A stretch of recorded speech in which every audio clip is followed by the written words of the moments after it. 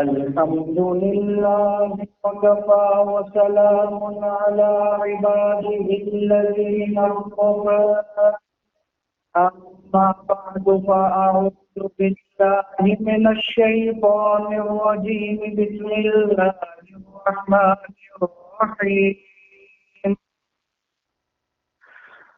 فقد قال رسول الله صلى الله عليه وسلم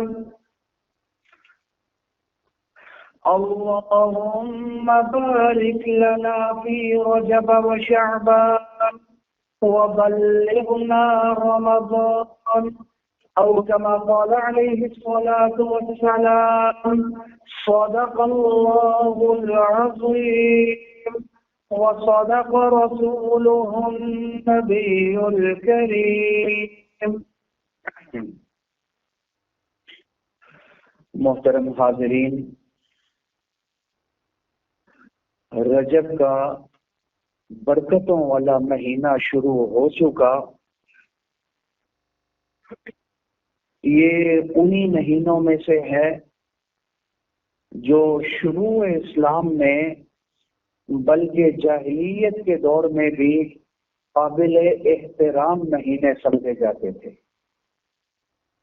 ان میں بلکہ آج بھی یہ مہینے قابل احترام سمجھے جاتے ہیں.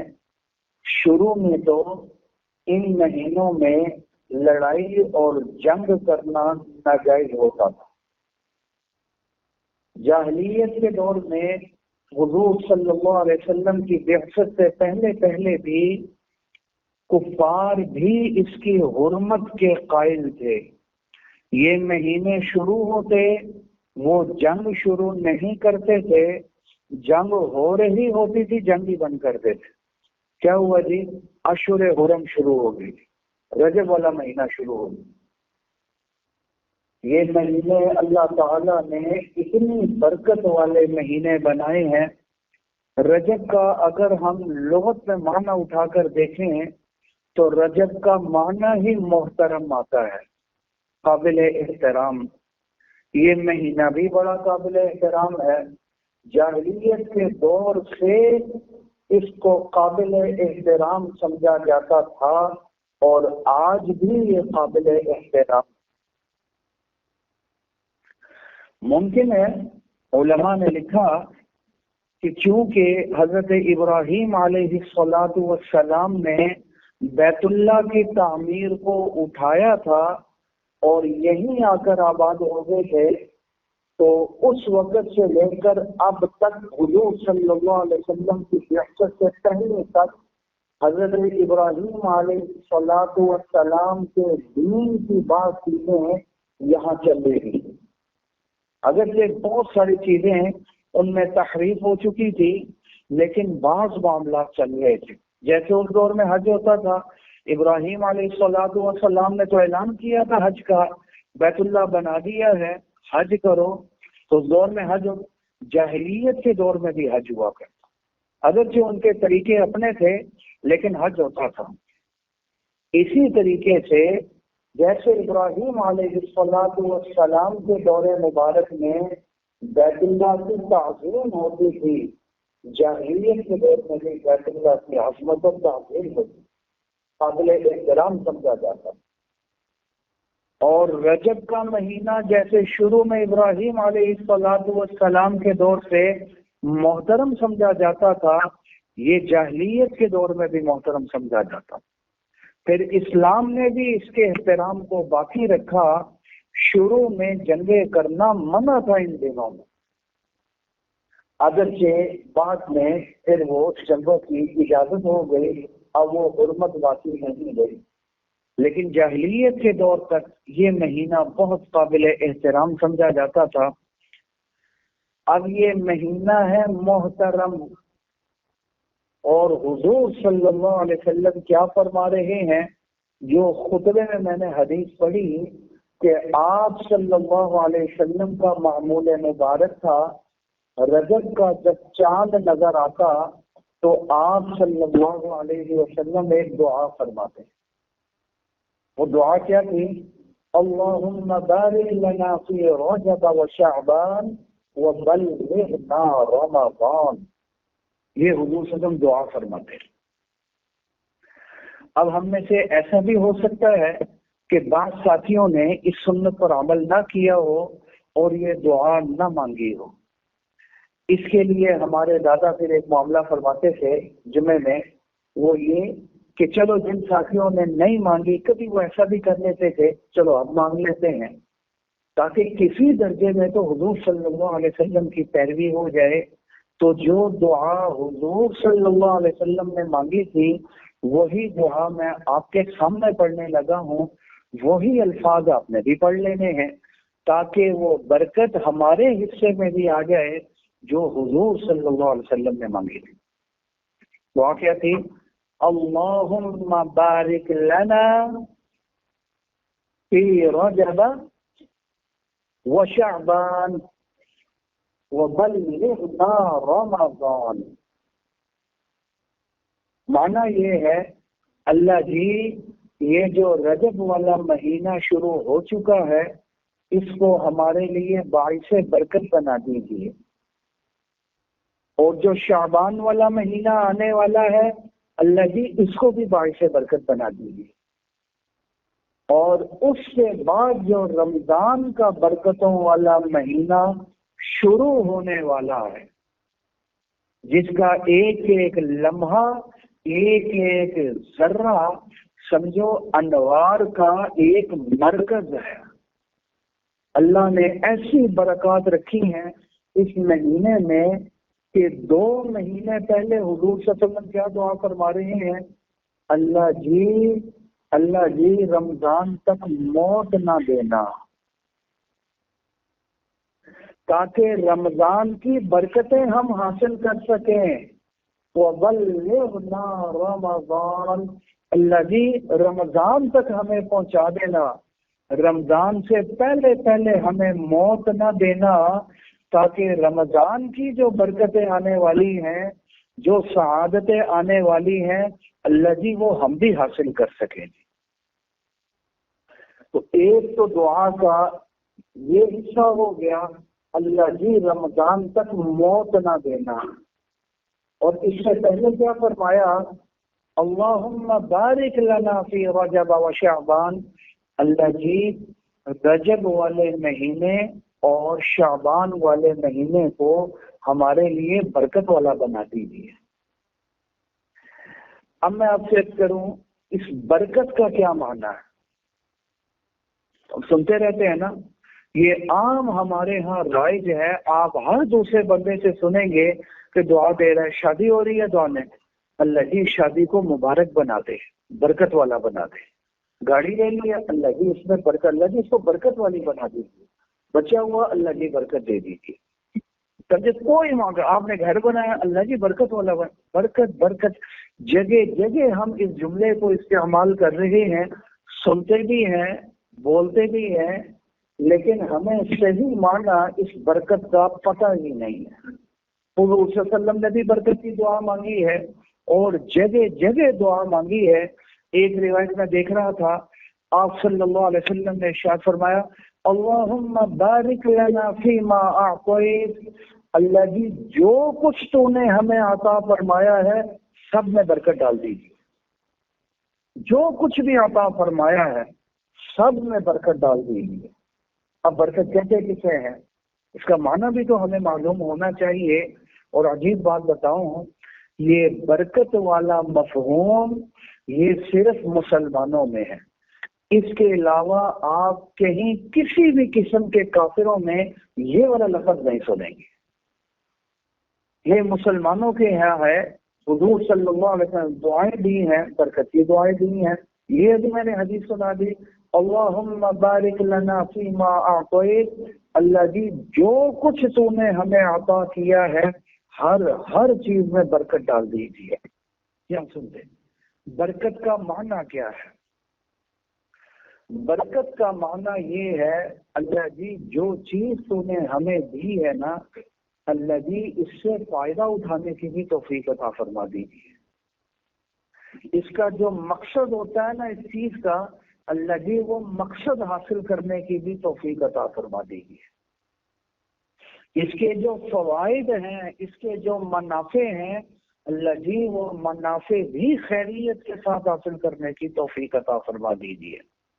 اب آپ نے دیکھا کہ ہمارے ہاں کتنے معاملات ہوتے ہیں، اللہ نے پیسے بھی دیے ہوئے ہیں، لیکن کیا ہوتا ہے، اب لاکھوں روپیہ مہینے کا آ رہا ہے، لیکن ایک کوئی مقدمہ چھڑ گیا جی، اب لگ رہے لاکھوں روپیہ لگ رہا ہے جی، کدھر لگ رہا ہے جی، وہ لاکھوں روپیہ جی اب وکیلوں کی فیسوں میں لگ رہا ہے جی، فلاں جگہ لگ رہا ہے جی، فلاں جگہ لگ رہا ہے جی، پھر ڈاکٹروں کے پاس جانا ہو رہا ہے جی۔ پھر ڈاکٹر نے پابندی بھی لگا دی ہے کہ آپ سوائے کدو کے باقی چیزوں سے احتیاط کریں۔ اب ہے سب کچھ، لیکن اس سے فائدہ اٹھانا وہ ذرا مشکل ہو رہا ہے۔ پیسے جہاں لگنے چاہیے تھے وہاں نہیں لگ رہے، پیسے دوسری جگہ لگ رہے ہیں۔ گاڑی لے لی ہے، برکت ہونی چاہیے جی، اب برکت کیا ہے، وہ گاڑی چلاتے گاڑی خراب ہو جاتی ہے، کبھی دھکا لگانا پڑتا ہے، کبھی کیا معاملہ ہو جاتا ہے، کبھی کیا، وہ صحیح طریقے سے چل ہی نہیں رہی ہے، اس میں برکت ہی موجود نہیں ہے۔ تو جو اس کا مقصد تھا، جو اس کا فائدہ تھا، وہ حاصل ہی نہیں ہو رہا۔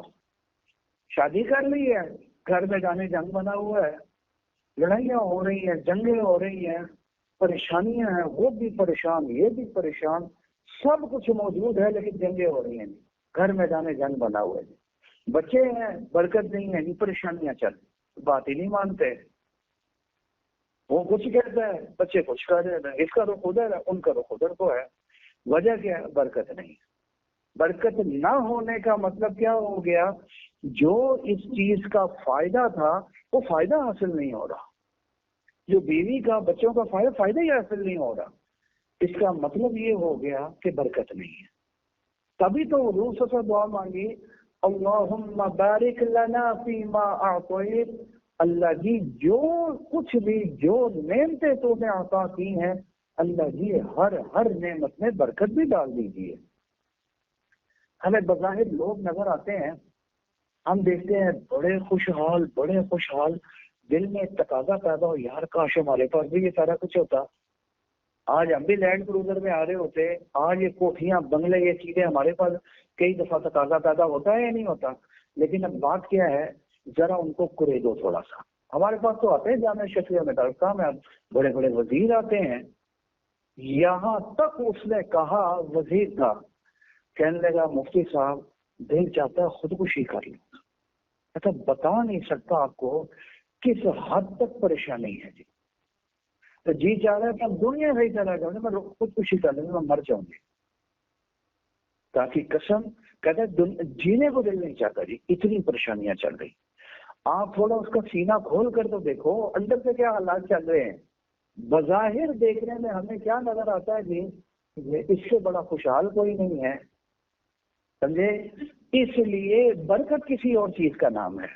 یہ جو بنگلے، یہ جو کوٹھیاں، یہ جو گاڑیاں، یہ جو لینڈ کروزر ہے، یہ جو پیسے ہیں، یہ برکت نہیں ہے۔ برکت یہ ہے کہ ان سے جو فائدہ حاصل ہونا چاہیے، جو خوشی ملنی چاہیے، جو سکون ملنا چاہیے، وہ میسر نہیں ہے، وہ بڑی پریشانیاں چل رہی۔ میں نے آپ سے کیا تھا، یہ تبلیغ کے ساتھ منسلک ہیں ہمارے بھائی مشتاق احمد، یہ کچھ اچھا پہلے مہینہ 2 مہینہ پہلے ان کی کال بھی آئی ہوئی، کو مسئلہ پوچھ رہے تھے۔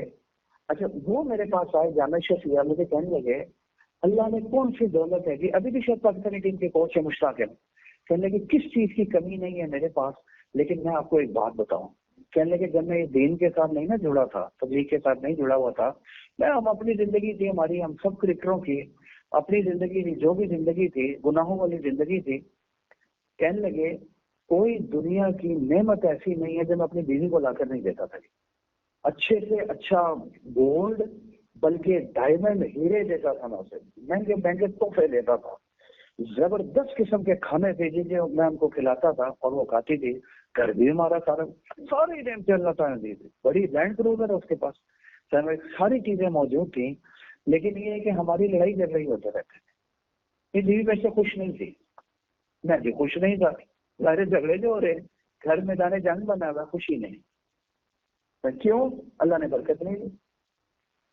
اور پھر جیسے ہی رخ تبدیل ہوا، دین کی طرف مڑے، تبلیغ کے ساتھ جڑے، نمازیں پڑھنا شروع کی، شریعت کی پابندی شروع ہو گئی جی، اب معاملات کچھ اچھے ہوئے ہیں، کہنے لگے اب ہمارا گھر جنت بن گیا، الحمدللہ، وہ بھی خوش، میں بھی خوش۔ اور مسئلہ کیا پوچھ رہا ہے کہ یہ والا معاملہ کر رہا ہوں، یہ ٹرانزیکشن میری حلال ہے یا حرام ہے؟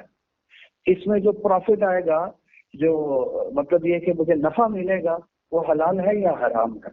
اگر حرام ہے تو مجھے بتا دیں، میں چھوڑ دیتا ہوں، اگر حلال میں کر لیتا ہوں۔ نہیں سمجھ میں، حرام اندر نہیں کرنا، کیونکہ حرام کی نحوست ہے، نحوست کی وجہ سے بے برکتی ہے، سب کچھ ہونے کے باوجود پریشانی ہے۔ وجہ کیا ہے؟ بے برکتی ہے۔ آج ہمارا ملک رو رہا ہے، خدا کی قسم رو رہا ہے۔ رات کو پروگرام کیا سراج الحق صاحب نے منصورہ میں، تو اب پورے پاکستان سے انہوں لوگوں بلائے، یار یہ کیا حالات چل رہے ہیں، دیوالیہ ہونے کے قریب پہنچے ہوئے ہیں، اس کا حل کیا ہے، کیا وجہ ہے، کیا پریشانی ہے؟ میں نے جب میری باری آئی تو میں نے ایک چیز رکھی، میں تو بات یہ ہے سب کچھ اللہ کے پاس ہے۔ وَلِلَّهِ خَزَائِنُ السَّمَاوَاتِ وَالْأَرْضِ، زمینوں اور آسمانوں کے خزانے اللہ کے پاس ہیں۔ یہاں ہم آپ ہی لوگوں سے سنتے ہیں کہ سونا بھی موجود ہے جی، یہاں گیس بھی ہے، یہاں تیل بھی ہے، یہاں وہ کیا ہے، وہ پھل بھی ہیں، تو سبزیاں بھی ہیں، اور جتنی بھی یعنی زراعت بھی ہے، سب کچھ ادھر موجود ہے۔ سیرگاہیں بھی یہاں موجود ہیں، تفریح گاہیں بھی یہاں موجود ہیں۔ اس چیز کی کمی ہے یہاں پر، لیکن ہر بندہ رو رہا ہے، گورنمنٹ بھی رو رہی ہے، ہر بندہ پریشان ہے۔ وجہ کیا ہے؟ بے برکتی ہے۔ بے برکتی کیوں ہے؟ ہماری بداعمالیوں کی وجہ سے اور بددیانتیوں کی وجہ سے، اور ہمیں رخ اللہ کی طرف کرنا، رجوع اللہ کی طرف کرنا تھا، ہم نے رجوع کافروں کی طرف کیا ہوا ہے جی، کہ کافر آ کر ہمارے لیے کچھ کر لیں یار تو کچھ ہو جائے گا ہمارے لیے، تو ہمیں ذرا تھوڑا سا قرضہ تو دے دو۔ میں کہ سراج الحق صاحب، قرضہ بھی لینا ہے، قرضہ بھی لینا ہے، اور وہ بھی سود کے اوپر، اور وہ بھی بھاری سود کے اوپر۔ تو یہ تو مرض بڑھتا گیا، جو جو دوا تھی، یہ تو ہم مزید دھستے جا رہے ہیں، دھستے جا رہے ہیں۔ بھئی اس کا ایک ہی حل ہے، ہمارے پیاروں نے جو قربانی دی تھی، پاکستان کا مطلب کیا؟ لا الہ الا اللہ۔ بھئی سیدھا اللہ کی طرف رجوع کرو، یہ کن چکروں میں پڑے ہوئے ہیں؟ آپ ہزار جتن کر لو، جو مرضی کر لو، جب تک اللہ کی طرف رجوع نہیں، خزانے تو اللہ کے پاس ہیں، زمینوں اور آسمانوں کے خزانوں کا مالک اللہ ہے۔ آپ کچھ کریں گے نہیں، اس کے مطابق چلیں گے نہیں، تو آپ کا کام ایسا ہی چلتا رہے گا، پریشانیاں ہی رہیں گی، اور ہر روز پریشانی، نئی سے نئی پریشانی بڑھتی رہے گی۔ اب آپ دیکھیے کس حد تک پریشانی چل رہی ہے، برکت نہیں، سب چیزیں موجود ہیں۔ کون سی چیز ہے جو ہمارے ملک میں نہیں ہے؟ مجھے کتنی بڑی بڑی دولتیں موجود ہیں، لیکن اب دیوالیہ ہونے کے قریب ہے، پریشانی ہے، بے برکتی ہے۔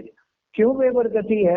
ہماری بدعمالیوں کی وجہ سے بھی، ہم نے اللہ کی طرف رجوع نہیں کیا ہوا، ہم کسی اور چکروں میں پڑے ہوئے ہیں جی، ہمارے معاملات اور چل رہے، گھر گھر میں پریشانی چل رہی ہے۔ اس کا ایک ہی حل ہے، اللہ سے دعا مانگی جائے، اللہ جی ہمارے گھر برکتوں والے بنا دے۔ ہر نماز کے بعد اپنے ملک کے لیے بھی ہمارے پیاروں نے لاکھوں جانیں دے دی اس کو بنانے کے لیے، اور کیسے ہماری ماؤں کی، بہنوں کی عزتیں تار تار ہوئی تھی اس کو بناتے ہوئے، لاکھوں کی تعداد میں۔ وہ منظر پڑے تو بندے کی آنکھیں کھلی کی کھلی رہ جاتی ہے، پھٹی رہ جاتی ہیں کہ کتنے کتنے ظلم ہوئے، اور انہوں نے اس کو دنیا کا واحد ملک ہے جو کلمے کے نام کے اوپر بنایا دی۔ کل کو جب ملاقات ہوگی مرنے کے بعد ان کی روحوں سے، تو کیا جواب دیں گے کہ ہم نے کیا کیا پیچھے؟ جس مقصد کے لیے انہوں نے اپنی جانوں تک قربان کر دی تھی، اس کے لیے ہم نے کیا کیا؟ یہی میری درخواست ہے کہ جی جب تک ہم اس کا قانون کلمے والا نہیں بنا دیتے اور اس کے مطابق نہیں چل، برکت آ ہی نہیں سکتی، کیونکہ برکت اللہ نے دینی ہے، یہ چیز اللہ کے قبضے میں ہے، ورنہ سب کچھ ہونے کے باوجود آپ فائدہ نہیں لے سکتے اس سے، یہ ایسے ہی پریشانی رہے گی۔ اللہ کی طرف رجوع کرو جی، اللہ کے ساتھ جڑ جاؤ، ورنہ میں نے عرض کیا ہمارے سامنے بندے موجود ہیں جی، کروڑوں اربوں پتی بندے آتے ہیں جی، ہم سمجھتے ہیں ان سے بڑا خوشحال نہیں، لیکن اندر جب قریدتے ہیں، جب وہ آ کر حالات بتاتے ہیں، مسئلہ پوچھتے ہیں، تو بندہ کہتا ہے دنیا میں ان سے بڑا پریشان کوئی نہیں ہے۔ اتنی بڑی پریشانیاں، اتنی بڑی پریشانیاں۔ ایک ساتھی کہنے لگے سر جو کچھ میرے پاس ہے نا، میں چاہتا ہوں سارے سب کا خیرات کر دوں جی، ایک آنا میں اپنے پیچھے والوں کے لیے نہ چھوڑوں جی، ایک ڈھیلا میرے پیچھے والے بچوں کو، کہتے اتنی پریشانی، سب کچھ میں کہتا ہوں چلا جائے جی۔ کیا وجہ ہے جی؟ برکت نہیں ہے۔ برکت کیوں نہیں ہے؟ ہماری بدعمالیوں کی وجہ سے اپنا رخ تبدیل کرنا چاہیے، اللہ کی طرف رجوع کرنا چاہیے، تاکہ اللہ ہمارے گھروں میں بھی، ہمارے معاملات میں بھی اللہ تعالیٰ برکت ڈالے، اور یہ برکت اللہ نے دینی ہے جی۔ آپ حضور صلی اللہ علیہ وسلم دعا فرما رہے ہیں، اللہم بارک لنا فی رجب و شعبان، برکت کی دعا، اللہ جی رجب میں برکت ڈال دیجیے، شعبان میں برکت ڈال دیجیے۔ باقی مہینوں میں بھی برکت ہونی چاہیے، اچھی بات ہے، لیکن خاص طور پر جو برکت کی دعا فرمائی حضور صلی اللہ علیہ وسلم نے، وہ ان 2 مہینوں کے حوالے سے فرمائی، باقی کسی مہینے کے حوالے سے نہیں، ہے نا۔ اللہم بارک لنا فی رجب و شعبان، اللہ جی رجب میں بھی برکت ڈال دیجیے، شعبان میں بھی برکت ڈال دیجیے۔ اور برکت کا کیا معنی؟ اللہ جی ان مہینوں سے فائدہ اٹھانے کی توفیق عطا فرما دیں، اللہ جی زیادہ سے زیادہ اس میں ہم عبادت کر سکیں، ہم اپنی عبادت والا نظم سیٹ کر سکیں ان مہینوں میں، اللہ جی برکت ڈال لیجیے تاکہ زیادہ سے زیادہ نیکیاں کریں، ہماری روٹین سیٹ ہو۔ اس کے بعد آ رہا ہے رمضان، جب روٹین سیٹ ہوگی تو رمضان میں عبادت کرنے میں، اس روٹین کے ساتھ عبادت کرنے میں بھی سہولت ہو جائے گی۔ 2 مہینے پہلے سے حضور صلی اللہ علیہ وسلم نے رمضان کے لیے دعائیں مانگنا شروع کر دی کہ یہیں سے اپنی عبادت کا نظم سیٹ کر لو تاکہ عبادت کی عادت بن جائے، تاکہ رمضان کے اندر زیادہ سے زیادہ عبادت کر سکو۔ تو برکت کا کیا معنی ہو گیا؟ زیادہ سے زیادہ فائدہ لے سکیں، زیادہ زیادہ اس میں نیکیاں کر سکیں جی، ہماری روٹین سیٹ ہو جائے۔ اس لیے جب حضور صلی اللہ علیہ وسلم یہ دعا مانگ رہے ہیں تو ہمیں بھی چاہیے کہ ان مہینوں میں زیادہ سے زیادہ عبادت کریں اور ان سے زیادہ فائدہ لیں، تاکہ رمضان جیسے ہی شروع ہو اس کے بعد خوب سے خوب عبادت کرنے کی اللہ تعالیٰ تو روٹین بنی ہوئی ہوگی، عبادت کرنے میں آسانی ہوگی۔ باقی ایک بات ہے کہ رجب میں عبادت کون سی کرنی چاہیے، یہ ایک الگ سے سوال ہے، عبادت کون سی کرنی چاہیے، سمجھے؟ یاد رکھیے یہ مہینہ اور شعبان بہت برکتوں والا مہینہ ہے رجب، کیونکہ حضور نے برکت کی دعا مانگی ہے، لیکن کوئی خاص عبادت رجب کے کسی خاص وقت میں حضور صلی اللہ علیہ وسلم سے ثابت نہیں ہے۔ بعض روایتیں ضرور آ رہی ہیں رجب میں روزے رکھنے کے حوالے سے، لیکن ان روایتوں کو دیکھا گیا وہ روایتیں سند کے اعتبار سے ذرا ضعیف اور کمزور ہیں، لہذا روزے تو آپ کسی بھی وقت رکھ سکتے ہیں، اس نیت سے آپ روزے رکھ سکتے ہیں کہ یہ رمضان کی تیاری کر رہے ہیں تاکہ رمضان میں روزہ رکھنے میں سہولت ہو، اور حضور نے فرمایا تھا کہ تیاری کرو بھائی، عبادت کا نظم سیٹ کرو، عبادت کرو، اس نیت سے اس نیت سے نہیں رکھ سکتے کہ شاید اس میں روزے رکھنا کوئی حضور کی سنت ہے یا عام دنوں سے زیادہ ثواب ملے گا، یہ ذرا نیت یہ نہیں، کیونکہ اس کے لیے چاہیے دلیل، اور روایتیں میں نے آپ سے کر دیا اس سلسلے میں ذرا ضعیف ہیں، اور جو چیز ضعیف روایتوں سے ثابت ہو اس کو سنت والے عقیدے سے اس کے اوپر عمل نہیں کیا ہے، کیونکہ سند کمزور ہے۔ اب ایک رجب کے اندر ایک دن آ رہا ہے 27 رجب کا دن، جس کے بارے میں ہمارے ہاں مشہور ہے کہ معراج جو حضور صلی اللہ علیہ وسلم کو ہوئی وہ 27 رجب کے حوالے سے ہوئی۔ اس سلسلے میں مختلف روایتیں آ رہی، کوئی 27 رجب، کوئی دوسری، کوئی ربیع الاول کہ ربیع الاول میں معراج ہوئی، یہ روایتیں اس سلسلے میں مختلف ہیں، لیکن کثیر تعداد میں جو روایتیں آ رہی ہیں وہ رجب کے حوالے سے آ رہی ہیں۔ تو ظاہر ہے جس رات حضور صلی اللہ علیہ وسلم اوپر تشریف لیں گے وہ رات کتنی برکت والی رات ہوگی، لیکن ہم یہ دیکھتے ہیں کہ اس دن اس رات بھی کوئی خاص عبادت حضور صلی اللہ علیہ وسلم نے تلقین نہیں فرمائی، نہ ہی صحابہ نے اس کا اہتمام کیا۔ روایتیں ہمارے سامنے موجود ہیں، حدیث کی کتابیں ہمارے سامنے موجود ہیں، ہمارے پیاروں نے ایک ایک عمل حضور صلی اللہ علیہ وسلم کا پیدا ہونے سے لے کر قبر تک، مردے کو لٹانا کیسے ہے اس کا رخ ذرا قبلے کی طرف کر لو، اور سر کی طرف الف لام میم سے مفلحون تک پڑھو، اور پاؤں کی طرف جو کھڑا ہو آمن الرسول سے فانصرنا علی القوم الکافرین تک پڑھو، یہ حضور کی سنت۔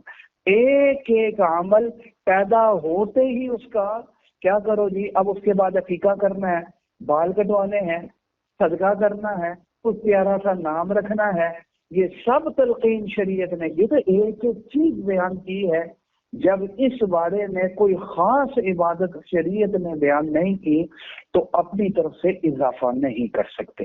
لہذا ہر دن یہ سوچ کر عبادت کریں کہ میں رمضان کی تیاری کر رہا ہوں جی۔ حضور نے تو فرمایا اگر ہم چاہے روزہ رکھیں گے، لیکن اس عقیدے سے اگر کوئی عبادت کریں گے کہ عام دنوں سے بڑھ کر ہے تو وہ پھر آپ سے دلیل مانگی جائے گی، اور اگر وہ نہ ہو تو یہ پھر عقیدے کی غلطی کہلائے گی۔ حضرت عمر فاروق رضی اللہ تعالیٰ عنہ کو پتہ چلا بعض لوگوں نے 27 رجب کو روزہ رکھنا شروع کر دیا۔ حضرت عمر فاروق رضی اللہ تعالیٰ عنہ تشریف لائے اور فرمایا کہ اس دور میں، جاہلیت کے دور میں، اس میں خاص طور پر قربانی کی جاتی تھی۔ حضور صلی اللہ علیہ وسلم سے منع فرمایا، اسلام کا اس کے ساتھ کوئی تعلق ہی نہیں ہے، رجب کے اندر کیوں خاص کرتے ہو قربانی کو؟ بعض اور معاملات اور اس کو ختم کیا۔ تو جن لوگوں نے روزہ رکھا تو معلوم ہوتا تھا، اس نیت سے رکھا کہ شاید یہ عام دنوں سے زیادہ فضیلت والا ہے۔ روایات میں آتا ہے حضرت عمر فاروق نے فرمایا روزہ توڑو، روزہ توڑو۔ مانا جو تم نے عقیدہ رکھا ہے، جس نیت سے رکھ رہے ہو بھائی، اس کے لیے کوئی دلیل بھی تو ہونی چاہیے، تو کہاں سے نکال لیا تم نے؟ ہاں ویسے تو 27 کو رکھنا جائز ہے، لیکن نیت آپ کی یہ ہونی چاہیے کہ اس روزے کا حضور نے نہیں کہا، نہ یہ صحابہ کا معمول تھا، نہ حضور نے کوئی ارشاد فرمایا، بس ٹھیک ہے کسی بھی دن روزہ رکھ سکتے ہیں تو اس دن بھی روزہ رکھ سکتے ہیں، کوئی مانت تو نہیں ہے۔ یہ ہم رمضان کی تیاری کر رہے ہیں، ہم کسی بھی دن روزہ رکھ سکتے ہیں، اس نیت سے آپ رکھ سکتے ہیں۔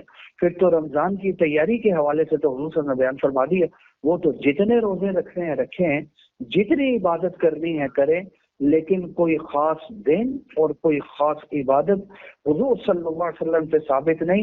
البتہ اتنا ثابت ہے کہ اللہ جی اس مہینے کو برکت والا بنا دے، زیادہ سے زیادہ عبادت کی توفیق عطا فرما دے، رمضان کی تیاری کے لیے بنا دے، تو رمضان کی تیاری کی نیت سے کریں جو حضور صلی اللہ علیہ وسلم نے بیان فرمایا ہے۔ یہ تو خوب عبادت ہو سکتی ہے جی، جتنی زیادہ عبادت کر سکتے ہیں وہ کریں، اور اپنی روٹین کو اس کے اندر ہم سیٹ کر سکتے ہیں جی۔